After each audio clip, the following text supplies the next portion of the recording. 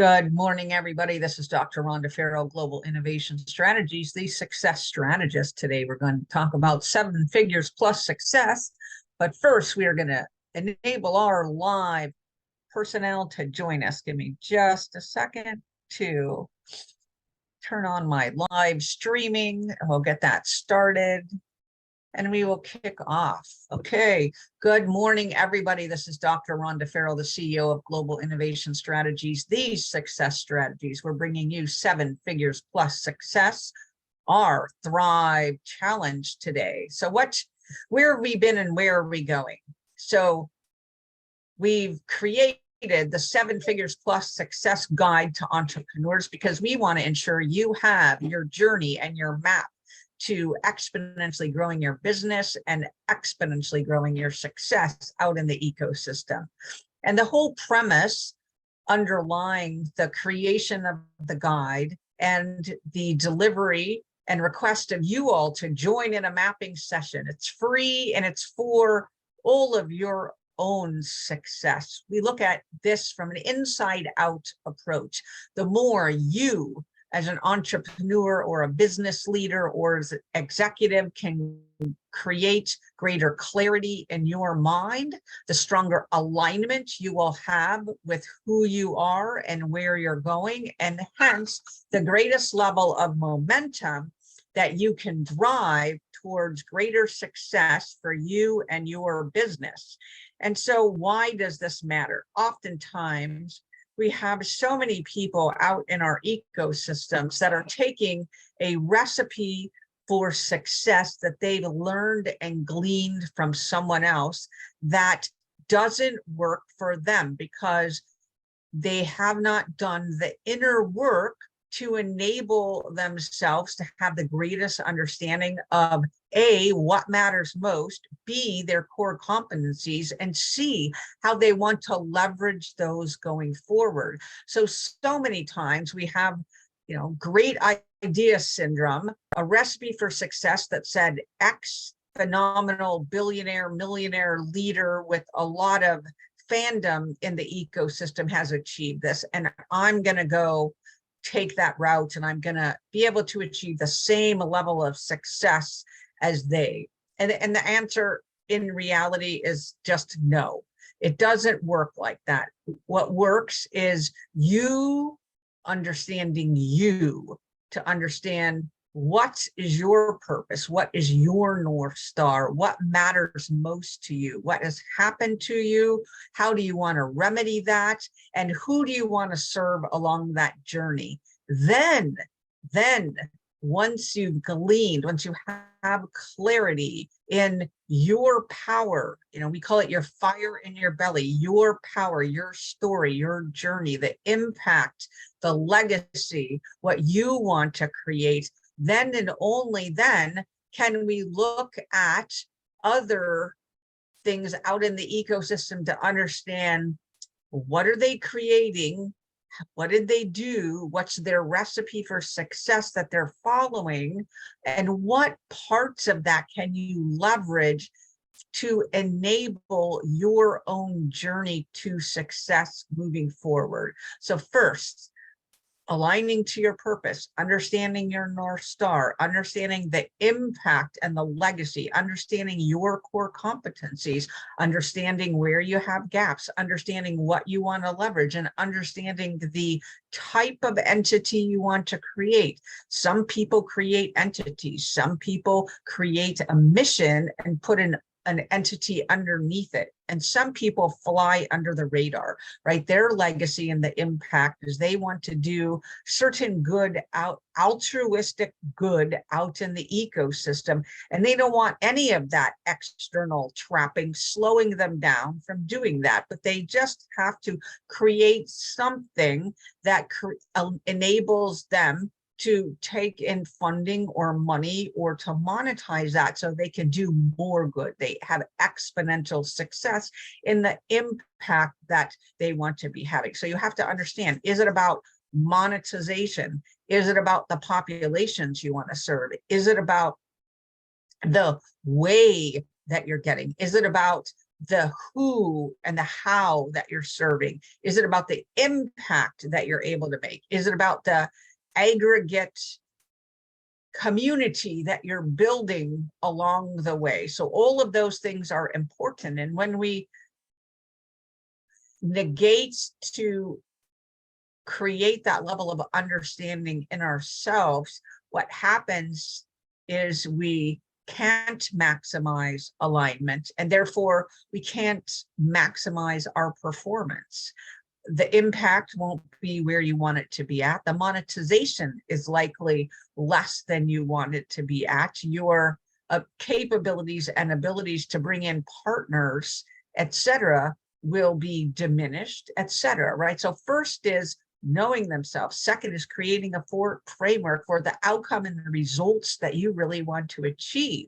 So without the ability to take your clarity and move it into a place of alignment from strategy and mission, we will fail to operationalize. We will fail to reach the level of success that we're capable of, because we did not put the framework and the structure and the performance management pieces in place to help us reach the level of momentum and achievement of success and performance that we want to, right? So clarity, we know thyself, we may know our business entity, we may know our team, we know our partners, right? We want to get clarity around all of that. Then we want to create a strategic and a mission alignment framework that helps us continuously scan, that helps us innovate and ideate, that helps us with forecasting, that helps us create an optimal strategic portfolio that eventually helps us to operationalize so we can maximize performance and success. So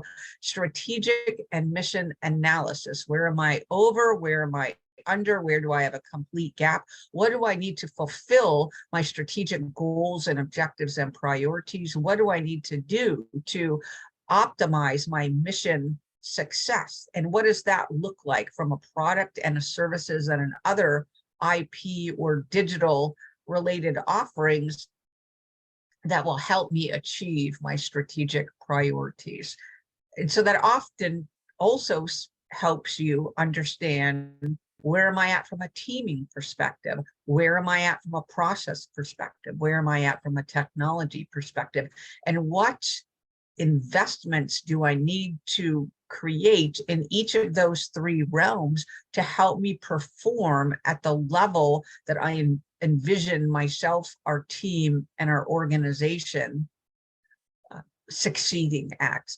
And so again, that strategic and mission alignment framework helps us pick our targets. It helps us pick the right performance metrics and measurements to help us see if we're over, under, or if we have achieved a new gap that we then need to discover and work through and overcome in order to heighten our organization to the next level of performance. So again, clarity, the inside out part: know thyself, know thy organization, know thy teams, know thy partners, know to the extent possible what is the outcomes and results you're seeking. Is it about monetization? Is it about results? Is it about the impact? Is it a little bit about all three? Then put in place the strategic and mission framework and alignment mechanisms that's going to help guide you forward. And so once we put the framework in place, then it's time to start taking action. And along that alignment journey, every day you're going to be getting what I call signals, our inner compass signals, right? What are they telling us? Does this feel expansive? Does this feel contractive?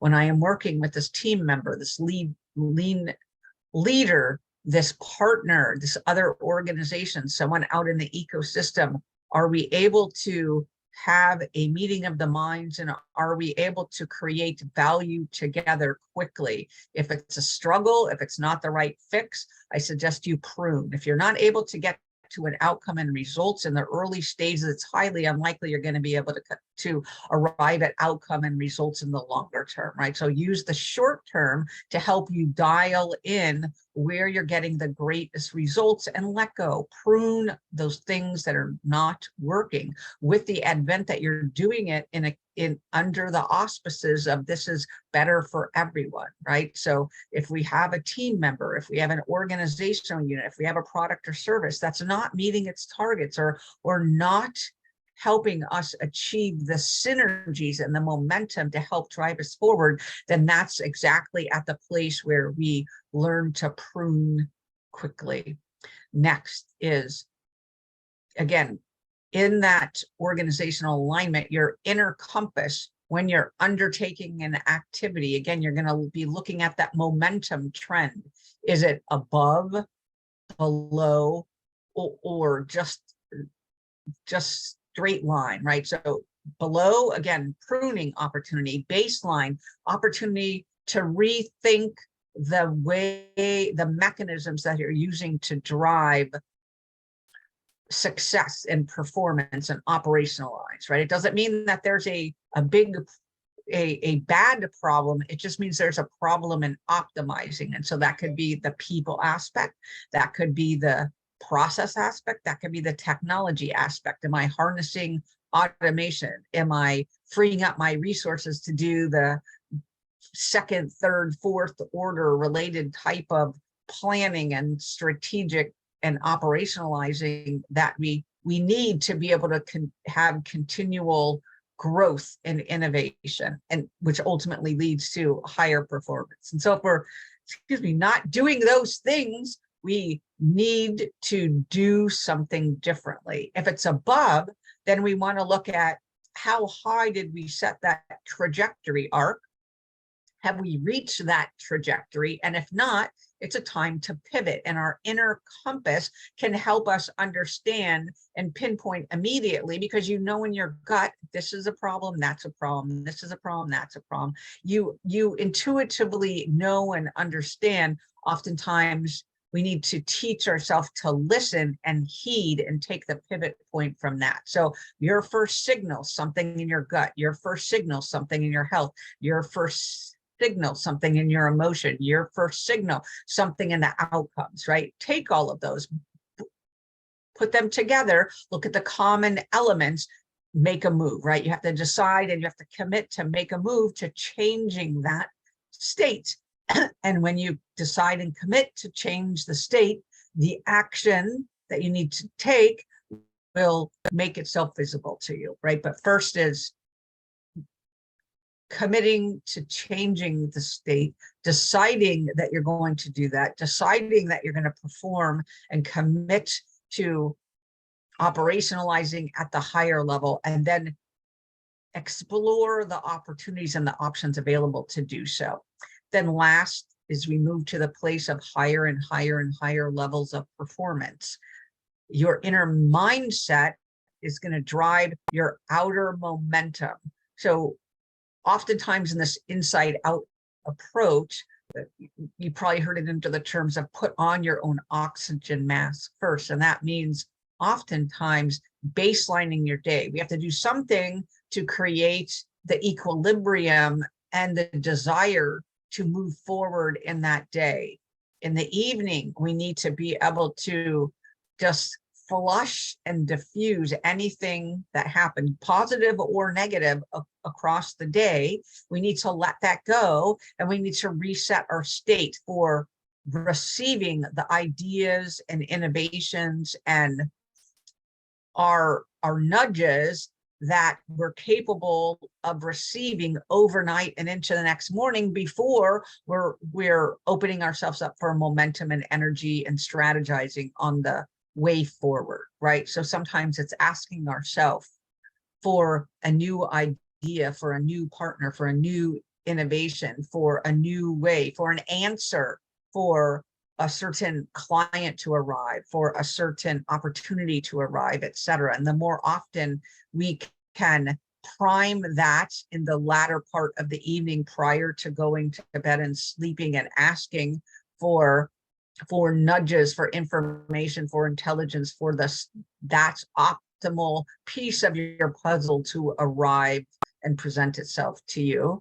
the better off we're all going to be, right? So again, the morning, we want to reset our state towards momentum and action, towards equilibrium, to sustained performance to the way we want to show up for our team, the way we want to show up for our clients, the way we want to show up for our partners, the way we want our business to go, the outcomes we would like to achieve.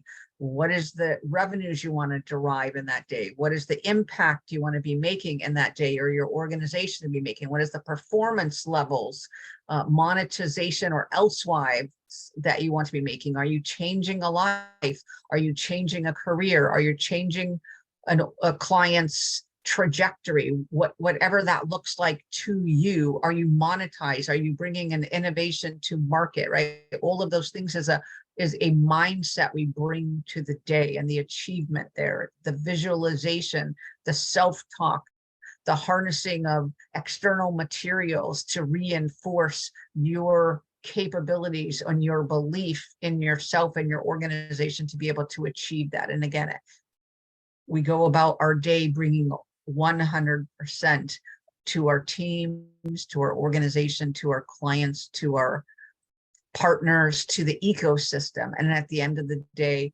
we purge, diffuse, let go, and ask for the insights and the intelligence to be presented to help us perform at the highest level. So a good gauge during your day, if you're on or off the mark, am I present? Am I listening? How am I feeling? Am I coming at this from a place of frustration or anger?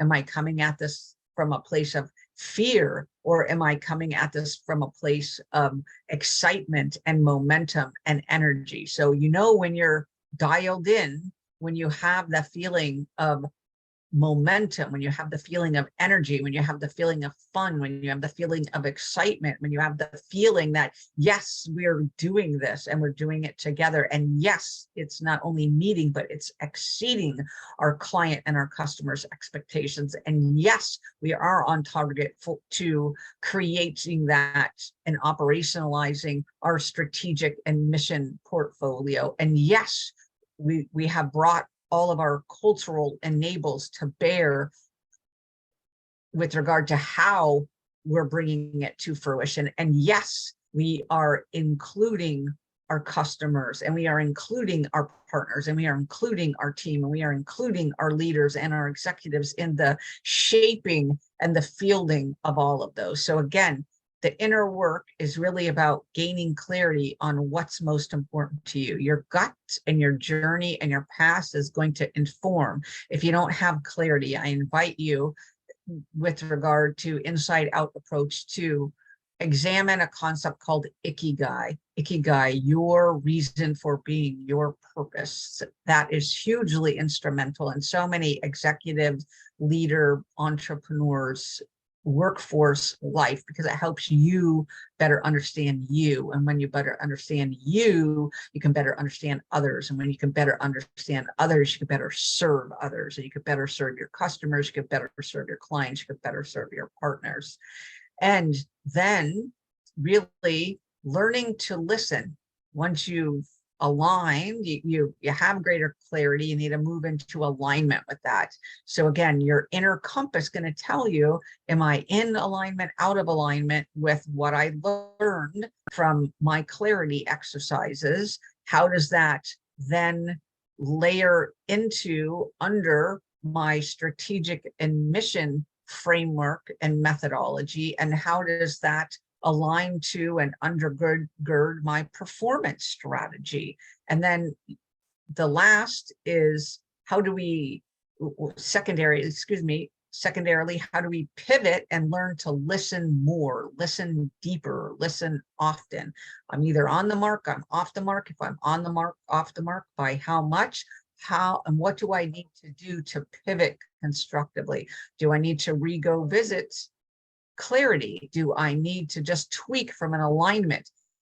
Did we make an assumption that is no longer valid, and do we need to rework? So there's a lot of inner compass guidance that could help you pinpoint where you're off the mark if you're not performing at the optimal level that you want to. And then again, your inner mindset is going to drive your outer results and success. So again, inner helps you meet the outer, inner helps you guide and pivot on a daily, weekly, monthly, quarterly basis. That's really up to you and your team and your boards and your partners and your clients to what level of extent and how deep you want to go with each of those elements. And then lastly, the framing each day to optimize performance takes a heightened focus on your part to commit, recommit,